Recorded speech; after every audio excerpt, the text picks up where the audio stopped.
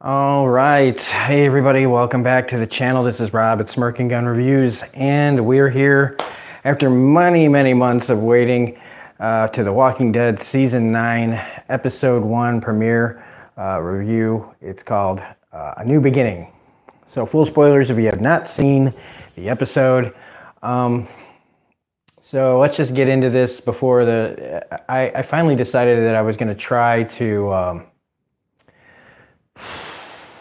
after hearing everything over the past few months and getting angry about it and feeling like I didn't want to be a part of this show anymore and just not liking the direction that AMC has taken the show and all this stuff, I realized that when I get to season 9, episode 1, how am I going to watch it? And I realized I just needed to stop thinking about everything that's been going on and just continue watching the show and try to enjoy it the way that I had for the past 9 years. Easy. Things changed. Like, nothing's gonna happen, even though I know what's gonna happen. You know, Rick is gonna die, and we all found out about it way too early, and it's one of the problems. You know, it happens on every show now with, the big shows. Game of Thrones, everybody's spoiling everything for that, and every week something gets spoiled for The Walking Dead. I mean, there's a whole Facebook page called Spoiling, So it's like, we don't even get to be surprised anymore. And so I just decided, you know what, forget it. Like, just watch it like nothing's changed.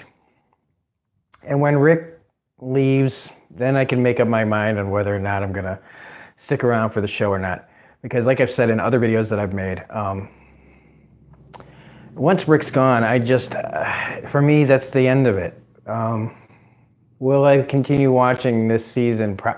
Depending on how it's handled, I probably will continue watching. If it's done in a way that just makes me sick, I won't. But I'm hoping that I can get past my own feelings on it and just watch the show. So, all that being said, might as well get into it. So before we get into like spoilers and all that, was the episode good? Yeah. The episode was really good. And it had some things that I, was really happy to see happen. There are some comic book moments in here, some really accurate comic book moments, some things that, we've been waiting to see, at least for some of us, that we've been really wanting to see happen for a while. Things that should have happened a long time ago. And even when you read the books, you can't wait for this to happen, these things. It didn't really feel like season 1, like some people said. There's just too many people. All right. Okay, it looks like we're going to be having some technical issues as usual. All right, so, there was, with all the trailers and everything that are out, and just... the lack of like anything being surprised. Like, we already know that, Andrew Lincoln's leaving. We know that Lauren Cohen's leaving. So, already know what's going to happen to them. And the trailers all show like a bunch of people. So in this episode, there was a lack of tension in some stuff, just because pretty much everybody's safe for this first episode at least. The whole museum scene though was really cool. I really enjoyed that whole sequence, not just because the scene with the carriage, where they're bringing the horse thing down, but just it's nice to see them get to Washington. It's nice to see them all working together and seeing that things have been working out well, even though we know at the end of last season that Maggie and Jesus and Daryl were all having their problems with what was going on. And in this, you wouldn't know that they'd had that conversation. But it's a really good opening sequence because they're all working together. And even though I knew, like, that the glass over the thing was probably, I was wondering, when was it going to break? Because it's going to have it break. Breaks and Ezekiel falls through, even though I was pretty sure that nothing was going to happen to him, that whole scene was so well done that I was pretty tense throughout the whole thing, coming down the stairs and everything, because it wasn't a matter of whether or not somebody was going to die. It was just how close and how chaotic are things going to get before they get out of there? Are they going to, was this mission for nothing? Were they going to lose, a bunch of stuff along the way? And so when Ezekiel goes through the glass, it was pretty intense. And I thought, well, maybe, they're playing around with us. Maybe Ezekiel does die here. That was another thing going forward in this episode, is I needed to stop worrying about who's going to die, when they're going to die, and just enjoy the story. Because after All Out War in the comics, there is this nice little patch of time where nothing is happening except, you get a lot of internal drama. Not so much about the zombies and stuff like that. It's internal stuff. And so that's what we get a lot of in this. So that whole beginning sequence was a nice tribute to see how everybody's working together to get things done. Everybody's sharing. So you got everybody from all the different areas, including, Sanctuary, Oceanside, Hilltop, Alexandria. Every place has got somebody here contributing. And you got the girl from Oceanside having that moment with Daryl, and it gives Daryl some connection, finally something to him to talk about that's other than just what Daryl usually does. And it's this nice moment between this young girl and him talking about things that they. Yeah. Okay. Back again. So yeah, these people, they're never going to forget these memories, and it happens to Daryl, and it's nice that he's not being closed off to her about it. The creepy scene with the spiders, and I wasn't really worried about him getting killed. I just was grossed out by the spiders. I hate spiders a lot. But anyway, that was a really creepy moment. Them trying to get the horses back, and everything back, and all the mud and everything, and finding the bridges out. It's nice to know this gives us more details onto how much they've grown since the end of last season. That they've got all these different routes mapped out, different places that they can go, that are different options. They were option A, option B, option C, option C, D, and it shows again just how much everybody has grown from everything from last year. The kid that gets killed was not a surprise. I mean, we weren't going to lose anybody that we really gave a crap about. Art Vandelay, hello, how you doing? Yeah, so when the kid says, I'm going back for the horse, it's no, you're not. You're not coming back from anything. You're gone, all right? They had your little introduction where we find out that you're the son of the guy, the blacksmith guy, and you do the apprenticeships. And so we already know 2 other people are interested in you. So as soon as you say you're going, nice to see that they still get emotional when somebody dies, that enough time has gone by that when somebody does die, it really hits them. Because, after the war, they probably were numb from it for a while. But now that everything seems to be working, a death in the group will hurt them again the way it used to. So I guess in that way, it kind of does feel like some of the earlier seasons when somebody dies, except, see, we didn't get to know this kid. Oh, well, Art Vandelay, you didn't get a shout out because your YouTube thing is not public. It doesn't show up on my thing. So okay, so everybody, I'm giving a shout out to Art Vandelay, one of my subscribers. So thanks for being a subscriber, Art. Appreciate it. I hope you like this video. So yeah, it is very, very different to see them back to this way of doing things. Jake Horror, hey, how you doing?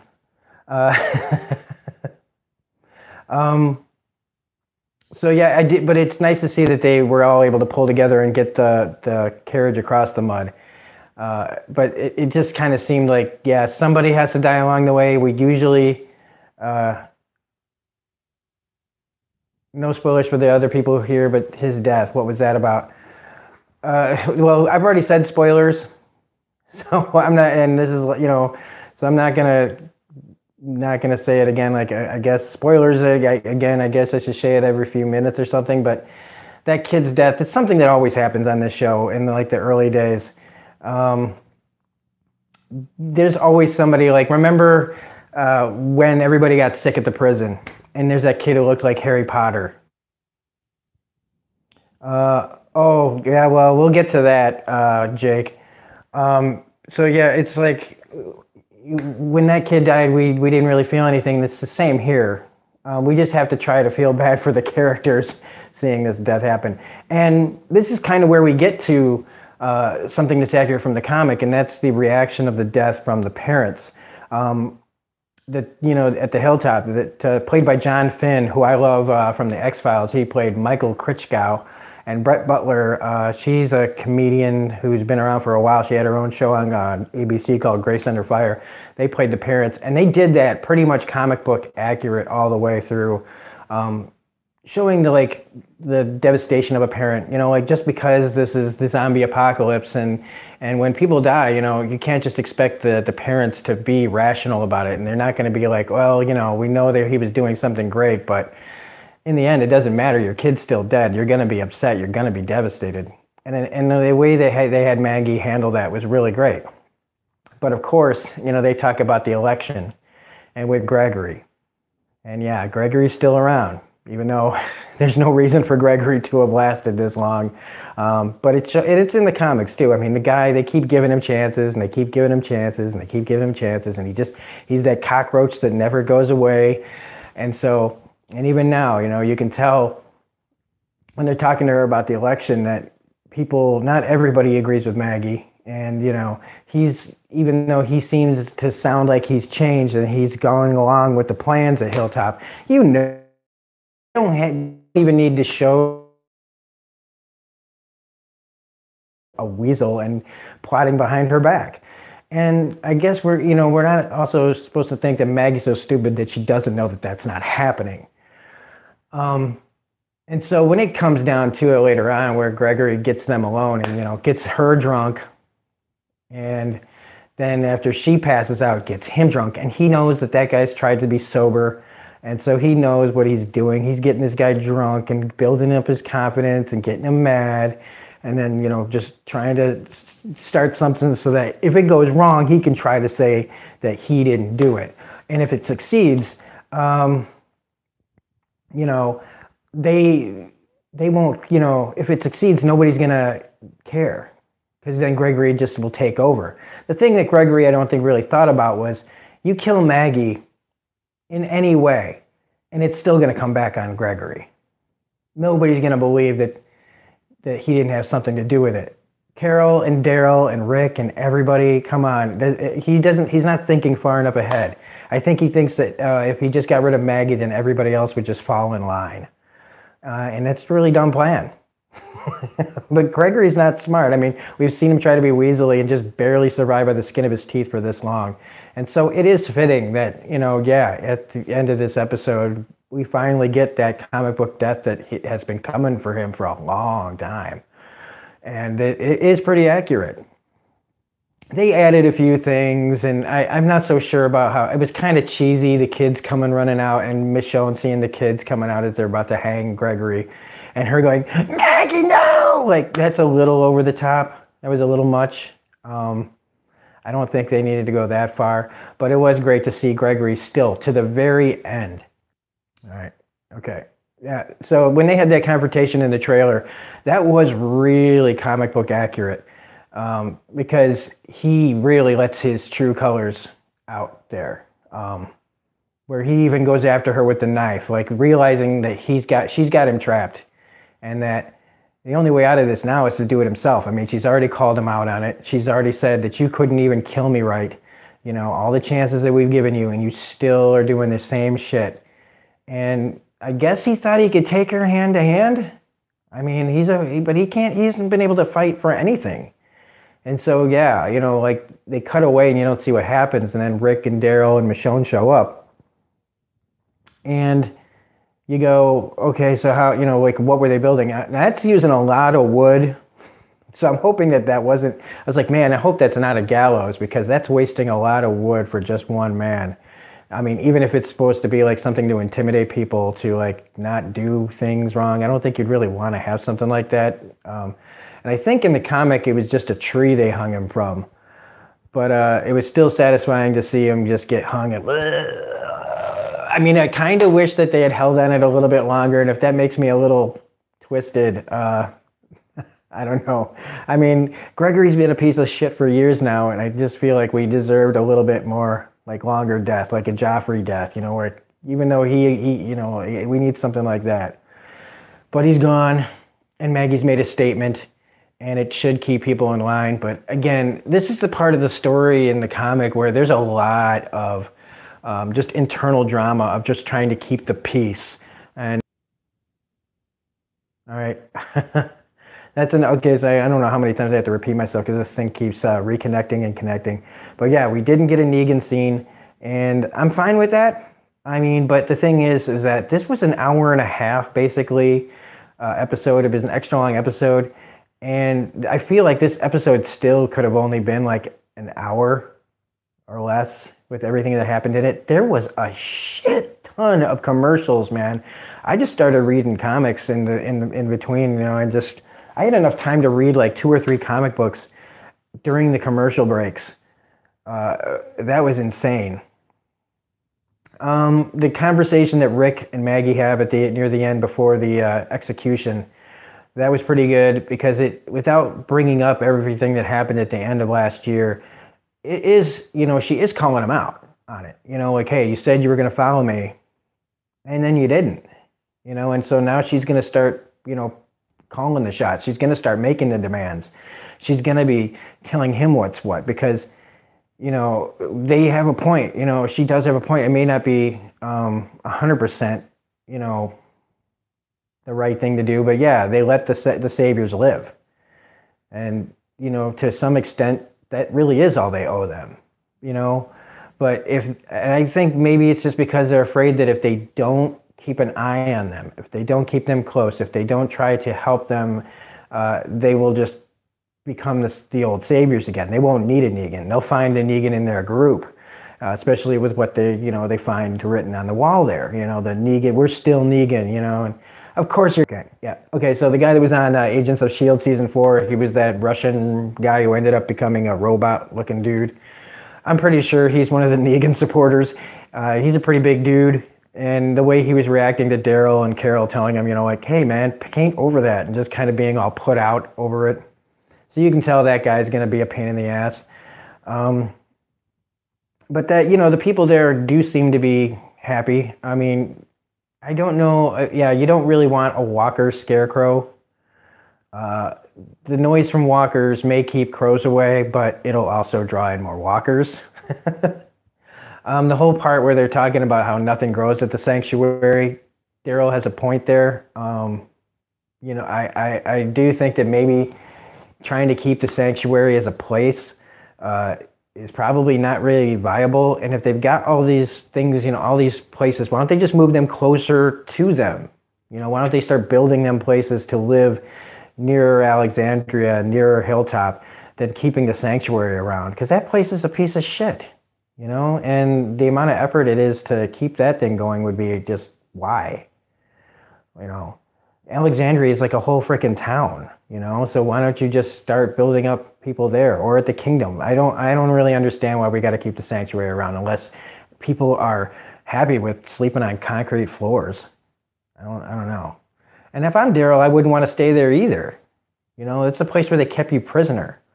I don't know why that they had it written that Daryl would be the guy leading the sanctuary, like, and keeping them in line. Why? Because they knew him? Really knew him. He was a prisoner. There's places that they would be afraid of Daryl, but, like, Daryl doesn't need to be reminded of that shit. And he also has a point with the whole thing of him being better out there. He always is. He's better at being out on his own. Well, not just on his own, but, like, gathering supplies, looking for more people. You know, you can't keep him locked up in a building. And that's why it was great to see Carol, like, step up and say that she'll stay at the sanctuary.